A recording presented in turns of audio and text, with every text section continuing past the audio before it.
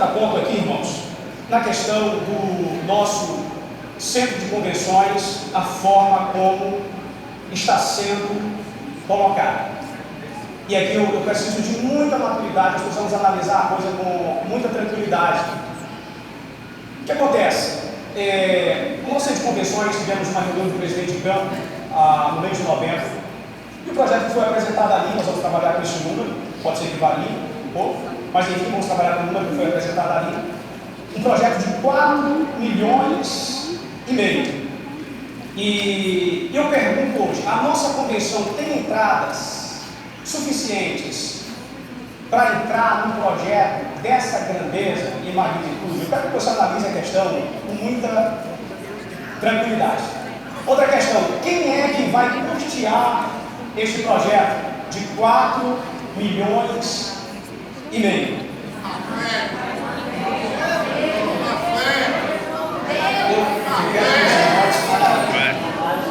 Eu quero que os irmãos analisem. O que eu quero dizer para os irmãos é que quando, se eu for lei, eu vou me reunir com os pastores que nós vamos avaliar isso. Avaliar quando é o momento de começarmos, porque hoje nós já temos uma ata assinada para daqui a 2 meses começar a construção deste centro de convenções. Eu quero que os irmãos analisem com muita tranquilidade, sem você aflorar suas paixões, né? Vamos esperar um pouquinho, porque eu acho que não fica legal. Amém? Eu estou apresentando, os irmãos analisem, depois façam o seu voto, enfim. O que acontece? Nós vimos aqui alguns projetos de números. Há 6 anos atrás, o pastor Roberto ele colocou aí que iria. Eu estou fazendo contraponto ao que ele colocou também na apresentação dele. Ele fez que nós iríamos abrir 236 igrejas em 10 anos. Isso equivale a uma média de 23 igrejas por ano. Significa dizer que 6 anos se passaram, nós deveríamos ter 141 novas igrejas abertas. Hoje era para nós estarmos reunidos aqui em mais de 200 igrejas. Então ele colocou que recebeu com 52 e fecha com 78, não deixa de ser um avanço significativo, não nego isso. De toda forma, a gente vê que há uma disparidade muito grande entre aquilo que foi colocado e a realidade que aconteceu. Só que agora eu vejo ele colocando para 8 anos uma média de 300 igrejas, ou seja, esse cálculo aumentou significativamente. Então eu queria, irmão, saber que nós analisássemos se nós estamos trabalhando mesmo com uma realidade. Jesus disse que quando nós formos fazer uma torre, nós precisamos fazer os cálculos para saber a partir ou como nós vamos alcançar aquilo. Então é preciso isso. Se você quer saber hoje quantas igrejas nós temos condições de abrir, por exemplo, no próximo ano, vamos fazer um cálculo. Quantos pastores prontos nós temos para começar? Eu acho que é a partir da nossa realidade que nós temos que trabalhar. Quantos pastores nós temos para começar? Uma outra questão, quanto de recursos nós dispomos para começar? Então, irmãos, por um lado nós temos fé, mas por outro lado é visto também para a gente fazer conta, porque esses números, irmãos, eles impressionam. Então, vamos trabalhar com fé, com garra, com empenho, mas a partir de uma realidade, porque ele não fez um contraponto a isso, né? Porque se ele pegar a média foi muito distante, né, do que foi projetado. Amém. Teve a questão da pandemia, que pode dar algum desconto por causa disso, mas faz alguns anos que a pandemia também já passou. Qual é o nosso projeto, nossa proposta, para que nós sim possamos avançar? Eu acredito que se nós quisermos crescer, uma coisa nós vamos fazer, não é apenas colocar números, mas saber como é que nós vamos fazer. Primeira coisa, nós precisamos isentar as nossas congregações de 20% que hoje vai passar. 10% para a convenção, 10% para as sedes, sendo que aquelas regionais que têm um pastor jubilado, a gente vai estudar um caso à parte. Essa é a nossa proposta. Mas como é que pode? Nós trabalhamos da seguinte forma: nós queremos que as igrejas cresçam e a sede que arrecada 3 vezes mais que uma congregação passa 10% para a convenção, e a congregação que arrecada 1/3 da sede passa 20%. Como é que nós vamos se nós estamos tirando o oxigênio de quem está lá na ponta. Então, se nós quisermos ter um projeto real de crescimento, nós temos que mostrarmos os dispositivos que nós vamos estar aplicando para o nosso avanço. Porque apenas colocar números é fácil. Agora eu quero saber que nós trabalharmos de forma e melhorar a condição das nossas igrejas. Uma outra coisa, irmãos, tem dado muita polêmica isso. Muita polêmica. É as anuidades. Todo ano é a mesma batalha, é a mesma luta. É as anuidades. As anuidades, elas não existiam até uns 5, 6 anos atrás. Foi na gestão do pastor do pastor Devaldo, e salvo engano, acho que foi até sugestão do pastor Roberto. Mas o fato é, irmãos, que uma mudança de cultura é muito difícil e nós temos que saber como empregar isso. E o que nós vemos é que isso tem gerado muita polêmica. E o nosso projeto é que os irmãos paguem 20%, R$20 como era antes. R$20 para que a carteirinha seja emitida, que é o custo. Então, eu tenho esse pensamento. Outra coisa, irmãos, eu não posso deixar de fazer um levantamento. Se eu passar da medida, eu posso pegar aqui no meu braço, viu? Eu paro. Entendeu? Porque foi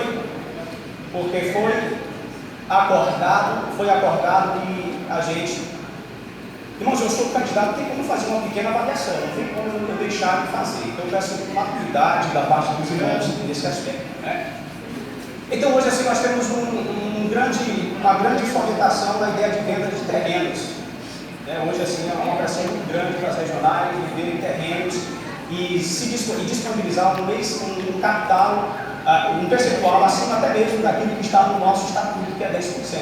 É uma coisa que eu pessoalmente, como presidente, eu quero retomar e manter o que está no nosso regimento interno e no nosso estatuto, de forma que as regionais tenham liberdade. Se quiser vender terreno, a convenção avalia se é um bom projeto, se tem um bom planejamento para o recurso daquele terreno, e se não, de toda forma, se vender, que seja 10% da convenção e a regional fica livre para gastar os 90% onde ela entende que deve ser. Pastor, eu tenho. Obrigado.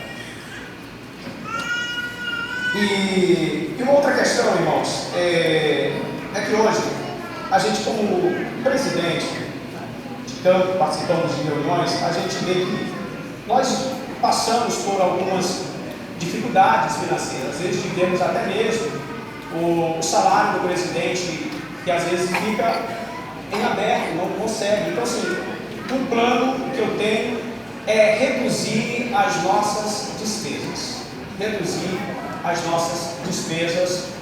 Eu não estou entrando no mérito de não merece, eu acredito que merece pelo trabalho, pelo empenho, mas dentro da nossa realidade. Hoje, eu acredito que nós não temos condições de manter 9 salários mínimos. Eu acredito que eu quero reduzir de 9 para 6 salários mínimos, como era na gestão do pastor Roberto, do pastor Joaquim Bruno, na gestão do pastor Adevaldo e como o pastor Roberto, ele assumiu. Então isso vai dar economia para dar até mesmo uma ajuda a mais para as igrejas. Hoje nós faríamos uma economia de mais de 50 mil por ano, no período de 4 anos de mais de 200 mil reais. Então é uma proposta que nós temos para realizar de imediato. É a redução do salário. Eu vou explicar para entender, para não parecer injusto no que eu estou colocando. Na verdade, o salário do pastor era 6, foi ajustado para 7. Aí assume 2 pastas. Essas 2 pastas, Senan e CTB, mais o salário mínimo. Então, a gente não tinha antes, pelo menos já fui presidente do CTB da Senan, sem salário. É uma coisa muito simples. Eu acredito que a gente dá para trabalhar nesse momento sem salário para essa pasta. E temos também a questão do CTB, que eu acredito que deve ser pago por aula. Nós colocamos um coordenador e ele recebe por aula. Então, irmãos, eu acredito que nós precisamos dar uma enxugada na nossa gestão para adequar mais à nossa realidade. Não é que não mereça. Não, muito pelo contrário. Se nós tivermos uma arrecadação confortável, eu acredito que o presidente, como ele soa a camisa, eu acredito que ele é digno sim de ganhar 9, 10, enfim. só uma questão de precisarmos adequar a realidade que nós vivemos no momento.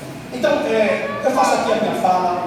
Nós queremos uma gestão onde nós vamos dialogar com os presidentes de campo, com os pastores, uma gestão, digamos, muito clara nesse sentido de trazermos uma ideia. A gente vai sim vender as ideias, mas ao mesmo tempo dando voz para os pastores, dando voz para as lideranças, para podermos chegar a um consenso, ouvirmos as lideranças, porque muito conselho há sabedoria. Então, eu encerro aqui a minha fala nesse momento. E quantos minutos foram, pastor? 16. Eu passo aqui para o pastor. Amém. Amém. Eu vou passar aqui para o pastor Joaquim Bruno, nosso vice. E dependendo aí, o pastor José pode falar também. O pastor Joaquim Bruno, fique à vontade. Amém. Meus irmãos, paz do Senhor a todos. Bem com o povo de Deus. Aleluia. Que alegria neste momento nós estamos reunidos. E antes de reunidos, unidos e reunidos diante de Deus, como povo de Deus, como casa de Deus, para tratar dos assuntos do reino de Deus, dos negócios do reino de Deus, nós estamos aqui para isso. Amém? Eu sei que alguns colegas foram incluídos ao seio da CBLRB de 8 anos para cá, depois que eu entreguei a gestão. Então eu sou o pastor Joaquim Bruno. Nesse momento eu não estou pastoreando nenhuma igreja. Sou casado com a missionária Neide. Gostaria de convidá-la para estar junto comigo aqui, por favor. Amém? Nós estamos casados há 33 anos, temos 2 filhos, temos 3 netos. E eu tributo e reverencio o nome do Senhor por essa oportunidade. Nós tivemos no começo do nosso ministério a oportunidade de servir aqui neste campo de São Félix do Corinthians como missionários e fundadores da congregação de Santa Maria da Vitória por 4 anos e meio. Isso ocorreu no ano de 95, quando em 2000 nós fomos transferidos pelo então presidente pastor Evaldo Pedroso da Silva, na sua primeira gestão, para sermos o presidente do campo de Aparecida de Goiânia. Assumimos ali, tivemos o abraço do pastor Joaquim Arruda, da irmã Olinda, de toda a família e todos os obreiros. Tivemos a oportunidade de levar aquele campo ao crescimento. Certo é que nós assumimos em dezembro de 99, quando foi em março de 2000, eu assumi a presidência da nossa convenção, o que nos deu o privilégio de termos 5 eleições, 2 para 2 anos e mais 3 para 4 anos, totalizando 16 anos na gestão da CBLRB. Eu ouvi um número aqui e eu já passei para a missionária Mônica ontem. Quando nós assumimos, nós tínhamos 19 igrejas, entre igrejas, sedes e congregações. E nós entregamos com 71 igrejas, contando com alguns pontos de pregação. Depois nós podemos ver se há algum contraponto na situação, tá?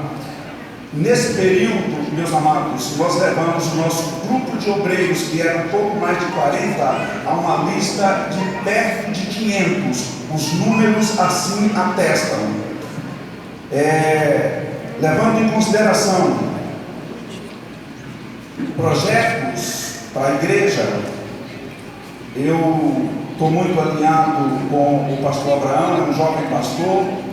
Eu percebi a sua simplicidade de gestão. Se eu tiver que colocar hoje 10 das igrejas mais bem pastoreadas do nosso ministério, nesse universo de 78, eu diria que a dele está entre as 10 mais bem pastoreada, mais bem cuidada, e um povo feliz com a gestão que o seu pastor está entregando.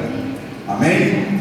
Aleluia. Falando de igreja, não tem como falar de igreja sem falar de missões. É a cara da IBLRB, da CBLRB. Pastor Júnior de Almeida, não é? No ano de ainda 73, ele sai de São Paulo, militar reformado, chega aqui, começa a obra de Deus.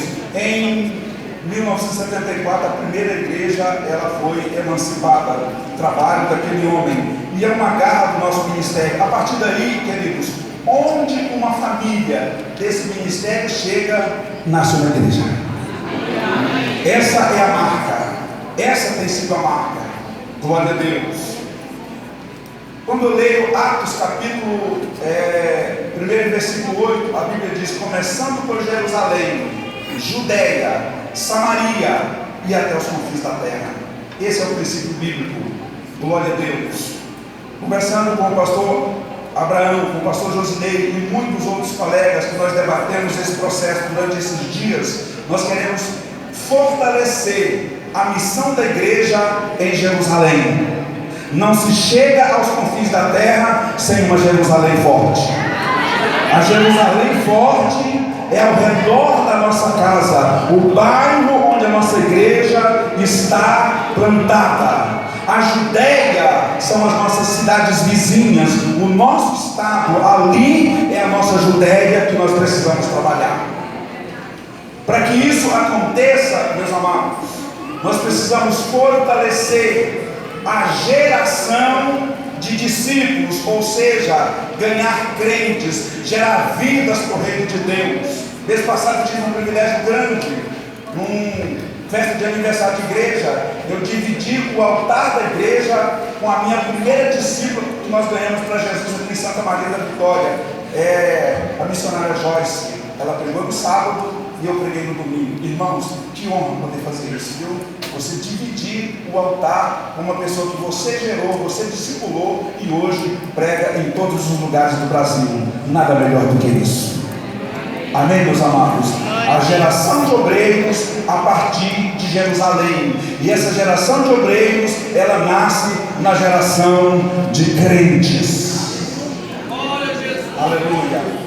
A partir daí nós avançaremos para a Judéia, que é essa interligação de cada igreja local com as demais cidades que estão em vacância, que não têm igrejas nas suas localidades. E para isso, meus amados, nós precisamos fomentar e fortalecer a receita financeira da igreja local.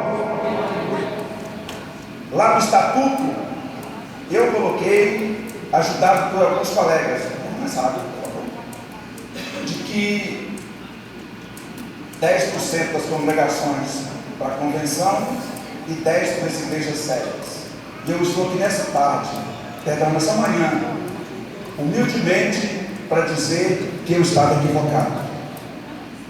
Eu estou aqui se nós formos eleitos, para consertar esse erro. Não se cobra mais de quem arrecada menos. As congregações arrecadam menos. As igrejas sérias que arrecadam mais, elas contribuem menos da sua receita, vai 10% para a convenção. As congregações que arrecadam menos, mandam 10% para a convenção e mais 10% para as igrejas sérias. Eu estou aqui para dizer que nós vamos rever e consertar esse projeto.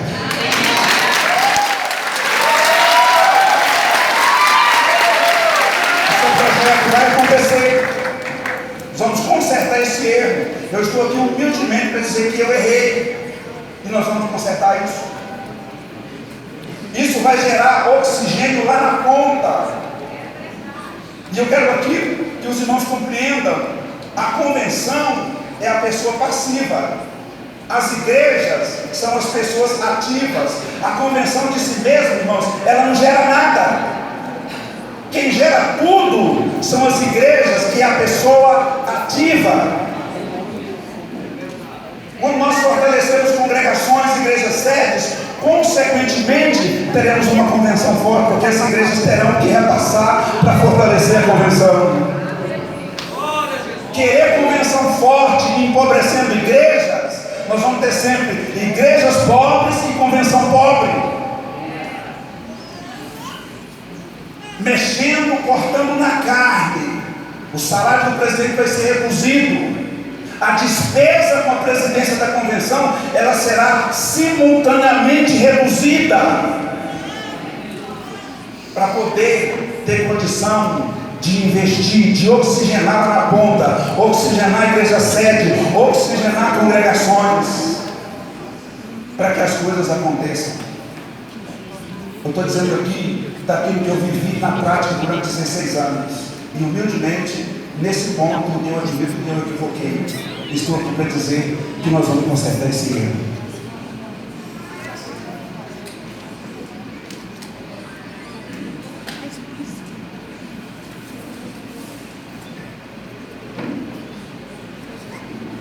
Queremos uma formação de obreiros sólida, um corpo de obreiros conciso, homens e mulheres. Estamos aqui para valorizar o trabalho das mulheres na igreja do Senhor. Glória a Deus. Abundantes pregadoras, jovens pregadoras. Eu vejo na rede social essas meninas, né? Meninas com muito respeito. Eu digo que Deus está levantando com muita sede de serem pregadores abundantes de congresso. Vamos ter dia quando chegar na convenção aqui, quem vai pregar são os nossos jovens. Nós estaremos aqui, obreiros, somente recebendo a palavra de Deus, que os nossos jovens estarão ministrando nos nossos corações, porque são homens e mulheres de Deus. Aleluia. Isso, para a formação de obreiros, para a plantação de igrejas. Não tem como plantar igrejas sem casais de obreiros dispostos a sair de casa para plantar igrejas. O pregador itinerante é maravilhoso, precisamos dele, não podemos abrir mão. Só que o itinerante não planta igreja. Quem planta igreja são aqueles que se dispõem a serem pastores de igrejas, como eu fiz com minha esposa. Abrimos mão de tudo com 2 crianças pequenas e fomos para o campo de trabalho. Porém, até aqui o Senhor tem nos honrado. Deus tem cuidado de nós. Amém? Eu perdi a minha cooperativa de transporte, perdemos o contrato em julho do ano passado. Mas até aqui o Senhor não nos deixou passar necessidade. Amém, queridos? E para eu finalizar a minha fala, formação de obreiros, casais de obreiros, nós vamos utilizar a estrutura do CTBRI, como já foi dito aqui, não é? Vamos comentar com o coordenador, com todos os professores, a fomentação do CTBRI, com cursos específicos, seminários e simpósios em igrejas locais. Como vice-presidente, eu não vou ter salário, estou consciente disso, mas eu já disse para minha mulher, para minha esposa, nós queremos viajar o Brasil debaixo da autorização do presidente, promovendo simpósios, seminários para formação, para levantarmos excelentes casais de obreiros com disposição para serem pastores de igrejas. Quero dizer para os pais que estão aqui nessa tarde, que tem filhos, que tem filha, prepara. Você vai ver a sua filha recém-casada dizendo: pai, meu marido vai ser pastor e eu também vou sair para pastorear a igreja. Pode ter certeza disso. Equilibrando as finanças. Essa questão da anuidade foi um equívoco cometido lá em 2017, parece que em 2017, alguma coisa assim, que instituíram isso, irmão. Isso fere o princípio de que a igreja é uma instituição sem fim lucrativo. Quando você cria uma cobrança obrigatória, não existe cobrança obrigatória, onde a instituição ela prima pelo princípio do fim, daquilo que é sem fim lucrativo. E eu finalizo dizendo: a parceria, a construção do centro de eventos Júlio de Almeida é uma obra que precisa ser feita, mas nós não podemos asfixiar as nossas igrejas para construir aquela obra. Uma outra oportunidade eu vou expor isso aqui. Eu tenho uma ideia, a parceria eclesiástico-privada, ou seja, uma empresa, nós temos o terreno, uma empresa constrói e nós temos o direito de explorar as datas que nós precisamos, e a empresa constrói e faz a manutenção sem tirar dinheiro no caixa da IBLRB, da CBLRB, para injetar um dinheiro alto que dá para plantar centenas de igrejas, onde nós só vamos usar 2, 3 vezes por ano. O dinheiro vai ser investido, mas é um dinheiro de parceria. O prédio é nosso, mas a parceria vai construir e nós teremos o direito. Que Deus abençoe a todos. Se você me ouviu, eu peço o seu voto de confiança para a Chapa 2. Que Deus abençoe.